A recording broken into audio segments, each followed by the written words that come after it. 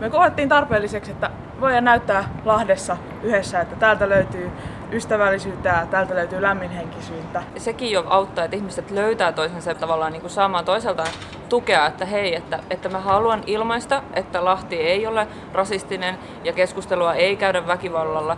Kyllä me koetaan, että tällä voisi olla vaikutusta siihen keskusteluilmapiiriin, kun nyt siinä on vähän sellainen, että oikeastaan aidosti ei voi keskustella, jos siinä on semmoinen niin kuin pelko siitä, että mitä mielipiteitä saa ilmasta. Me toivotaan, että tämä voisi tehdä semmoinen, että hei, Lahti on meidän kaikkien kaupunki. Mä olen itse sitä mieltä, että turvapaikanhakijoita pitää auttaa. Se on meidän kaikkien kansalaisvelvollisuus, eikä kenenkään ihmisoikeudet ole huonommat kuin toisen ihmisoikeudet, vaan sen takia, että joku on sattunut syntymään toiselle puolelle maapalloa. Suomi on pieni pelastusvene, joka ei kestä tällaista pakolaismäärää yksinkertaisesti, eikä he sopeudu tänne, eikä halua. Mun mielestä he olisi parempi jäädä sinne lähialueelle, jossa on tuttu kieli, tuttu ilmasto ja sanotaanko uskonto myös.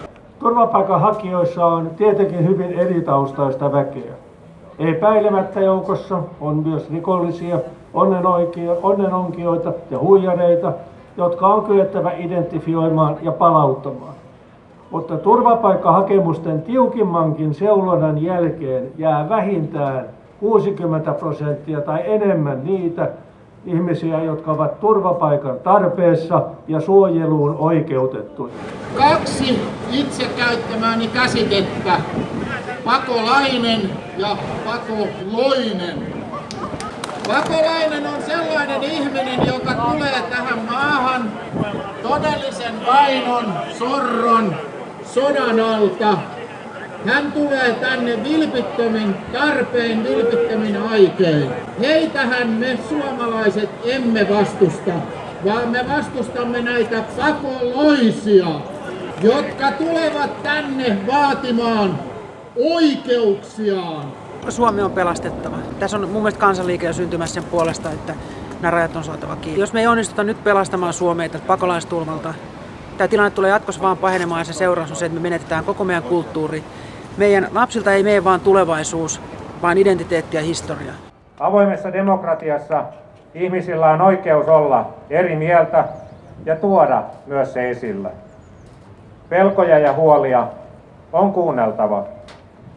Vastakkaisten mielipiteiden keskustelussa syntyy usein hyviä lopputuloksia. Totta kai kaikki ihmiset on siis sinänsä samanarvoisia, mutta se ei tarkoita sitä, että kaikki kulttuurit on samanlaisia, että kaikki kulttuurit välttämättä tulee hirveän hyvin keskenään toimeen, jos ne tuodaan samaan paikkaan. Kun turvapaikanhakijoita vastustavat käsittämättömät huppumiehet täällä Lahdessa tai vastaanottokeskuksiin heitetään polttopulloja, me sanomme, että ei todellakaan käy! Suomalaisessa keskustelussa on puhuttu paljon erilaisista ryhmistä ja niitä yleistetään ja heistä heitetään tosi yksinkertaistavia, stereotyyppisiä käsityksiä, jotka ei pidä paikkaansa. Ihmiset ovat yksilöitä, ne eivät ole taustansa edustajia, joten yksilöitä pitää kohdella yksilöinä. Jos halutaan auttaa muita kansoja, niin tämä pitäisi tehdä semmoisella tavalla, että autetaan heitä saavuttamaan nämä heidän perusoikeutensa, heidän omaan maahansa, heidän omaan kulttuuriinsa, heidän omaan kieleensä, heidän omiin perinteisiinsä, sen säilyttämiseen, sen elämäntavan jatkamiseen, mikä on heille ominaista. Sitten muodostetaan tämmöinen globaali monokulttuuri, missä siis, kun pelataan monikulttuurisuudessa, mutta oikeasti se tarkoittaa sitä, että joka paikassa valitsee sama kulttuuri, eli se on monokulttuuri. Niin silloinhan siinä ei ole sitä samaa semmoista innovaatiopohjaa ollenkaan, kuin mitä on siinä, jos on erilaisia kulttuureja. Se, mitä tulisi tehdä, on kuten sanottu, tarjota heille apua, jotka tarvitsevat, ja sitten kotouttaa heidät tähän yhteiskuntaan, ja sitten me voimme kaikki yhdessä rakentaa tätä yhteiskuntaa.